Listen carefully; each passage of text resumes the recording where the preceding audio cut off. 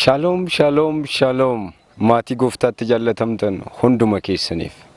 Nagaaniif araarri Waaqayyoo lafa isin jirtanitti hunduma keessaniif abaayyetu. Har'a jiraattota magaalaa Mattuutiif naannoo isheetti argamtan aanolee garaagaraa keessatti argamtaniif oduu gammachiisaa isinii qabadhee dhiyaadheera.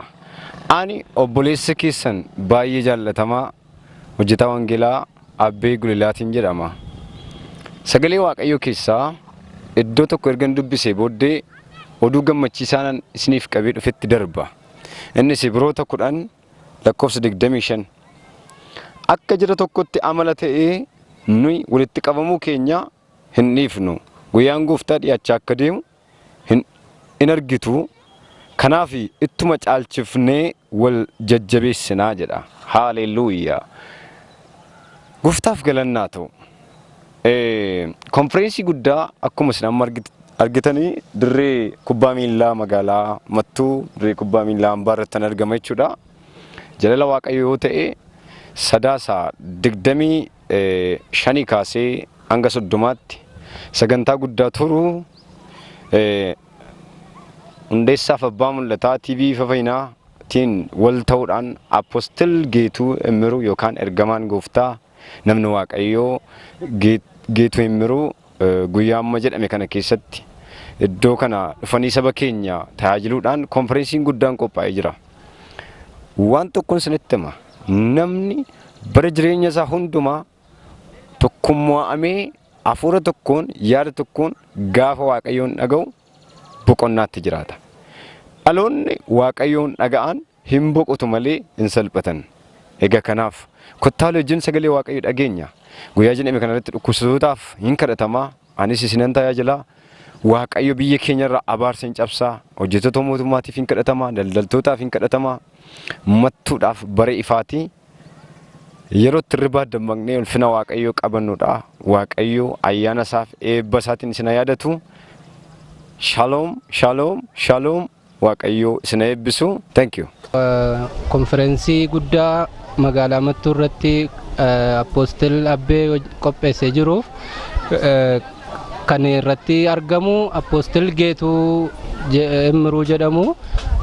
Naannoo kana irratti konferensii hafuuraa guddaa qophaa'ee waanta jiruuf kiristaanonni keessa magaalaa kana keessatti argamtan hundi keessan akka irratti argamtan isiniin jecha dhufaatiin isaanii immoo biyya keenyaaf waldaa keenyaa fi hunduma keenyaaf abaarsa biyyattii irra jiru cabsuuf akkasuma hojiin keenya illee ittiin eebbifamnee akka ittiin eebba guddaadhaan akka yaadatamnu abdii guddaa qaba.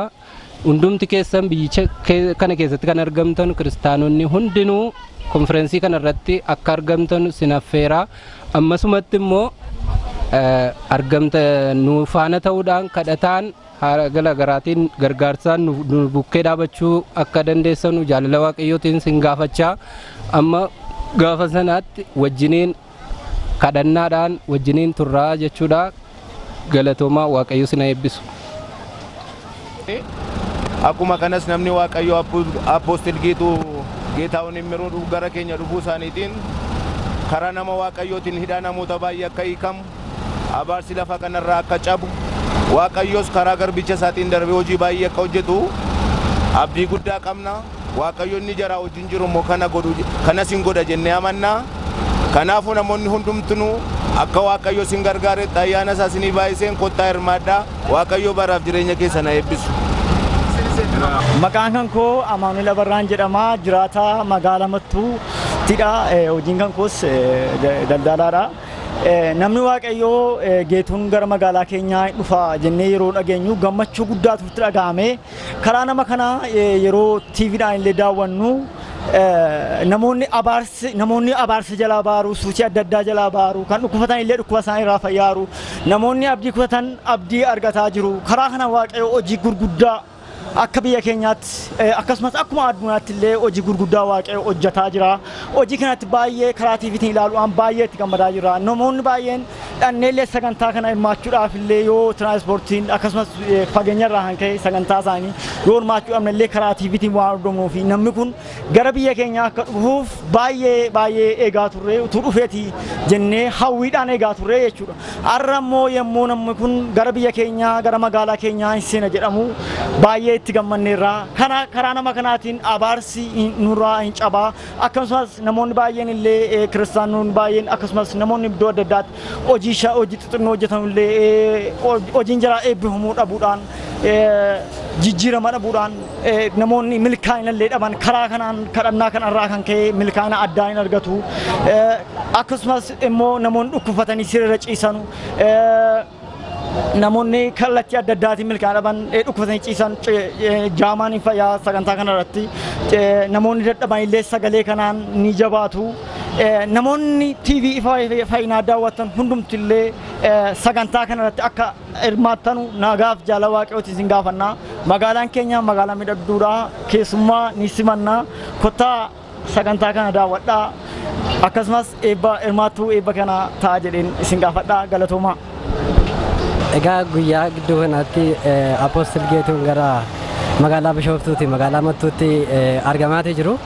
Apoostil Geetuun namni Waaqayyoo konfereensii afuuraa guddaa kana irratti argamuu isaaniitiin magaalaa Mattuuf naannoo sirraa afuurri amaan barootaa akka cabu dargaggoota hedduudhaaf eekamsee akka ta'u akkasumas dargaggoonni hedduun magaalaa Mattuurraa akkasumas naannoo ishee kan jiraatanirraa akka dibamanii ka'an abdii guddaa qabna jechuudha. Magaalaa Mattuu kanarratti Apoostil Geetuun akka argamaniin abaarsi biyya Mattuurraa hin caba. Abaarsi Mattuuf naannoo isiitti kan argaman dhalootarraa hin caba. Yommuu kana keessatti yommuu dhaloonni hedduun dibatanii ka'anidha. Yommuu dhaloonni hedduun mul'atan hin ta'a. Waaqayyo magaalaa Mattuuf lafa ishee karaa Apoostil Geetuutiif namoota isaan duukaa jiranuutiin akka eebbisu abdii guddaan qaba jechuudha. Kanaan dura Apoostil Geetuu televezyiinii irratti jaallalaa ture jechuudha. Yeroo ammaa kana immoo Apoostil Geetuun gidduu keenyatti argamanii dubbii sagalee Waaqayyoon nu hirmaachisuudhaaf gammachuu guddaa qabna jechuudha. Egaa namoonni iddoowwan garaagaraattis akka sagantaa kana irratti argamanii Waaqayyoon eebba Apoostil Geetuu irraa hirmaatan akkasumas Apoostil Geetuu wajjin akka sagantaa kana hirmaatan abdii guddaan qaba. Waaqayyo isin eebbi. Namni Waaqayyo Apoostil Geetuun gara magaalaa keenya Mattuu waan dhufanuuf eebbi Waaqayyo achirratti akka ta'u abdii qabna. Hundi keessanuu hirmaattuu eebba kana akka taatan affeerramtaniitu. Waaqayyo Geetuun gara biyya Iluu Abbaaboor dhufuudhaan tajaajila Waaqayyo isaaniitti kennee biyya Iluu Abbaaboritti fidanii namoota fayyisuudhaaf gara biyya Iluu Abbaaboor dhufuu isaaniitti baay'ee itti nan gammada. Namoonni hundumtiyyuu akka irratti hirmaatanii sagantaa kana hirmaatan isiniin jedha. Galatooma. Tole ani maqaan koo Paaster Jirraa Irranaan jedhama. Waldaa eegumsa Waaqayyoo addunyaa yookiis Gaad Security International keessan tajaajila. Yeroo jalqabaatii fi hundeessaaf abbaan mul'ataa ifa fayyinaa waldaa ifa fayyinaa ergamaa Geetuu Himmiruu gara biyya keenyaa yookiis gara Iluu Abbaaboor dhufuu isaatiif gammachuu natti dhaga'amu ibsaa. Namni Waaqayyoo kun jaalala Waaqayyoo yoo ta'e sadaasaa 25 hanga gaafa 28tti godina keenya magaalaa Mattuu Dirree Hambaa irratti konfereensii guddaa dhufee tajaajiluudhaaf jedha. Kanaaf namoonni naannoo keenya naannoo godina Iluu Abbaaboor jirtan godinaaleen naannoo Iluu Abbaaboor jirtan akkasuma immoo godina Iluu Abbaaboor keessa haanoleen jiraattan namoonni hundumtuu sagantaa kana irratti dhuftanii akka hirmaattan isin affeeraa. Sagantaa kana irratti dhukkubsatoonni ni fayyu. Hidhaa garaagaraatti namoonni bilisanii bahu. Akkuma kana Waaqayyo lafa keenyarraa habaarsan cabsa. Kanaaf iyyuu namoonni godina kana keessa jiraattanis ta'ee godina ollaa keessa jiraattan sagantaa kana irratti dhuftanii akka hirmaattan jaalala gooftaatiin isin affeerra. Guyyaa kanarraa hafuun hin danda'amu. Namni hundumtuu affeeramtaniittu. Egaa TV'n ifa fayyinaa waldaa Gaad Security International Mattuutti argamtu wajjin wal ta'uudhaan sagantaa kana qopheessee jira. Hundumti keessan affeeramtaniittu. Kottaa Waaqayyoo namoota biyya keenya Itoophiyaa keessa jiraatan hundumaa haa eebbisuu haa eegus jenna. Ani maqaan koo Taammanee Dirribaan jedhama. Jiraataa magaalaa Mattuu sagantaa qophaa'eeru waldaa Gaad Security keessatti kan waamaman Apoostil Geetuun hundumti keessan akka irratti argamtanu karaa isaanii abaarsi biyyicharraa hin cabaa namoota hedduurraa abaarsi hin cabaa hundumti keessan akka irraa nafni akka saganticha irratti argamtan isiniin jedha. Maqaan koo Fidaa Dirribaan jedhama. Jiraataa ganda duwwaa tokko magaalaa Mattuuti. Waaqayyo eebbifamu sagantaa guddaa sagantaa bal'aatu gaggeeffamuu qophiin godhamaa jira. Kanaaf Apoostil Geetahuun Immiruu sagantaa irratti waan argamaniif guyyaa jedhame kanarratti akka argamtanii eebba kana akka hirmaattan isin affeerraaniin Waaqayyo sana eebbisuu galatooma.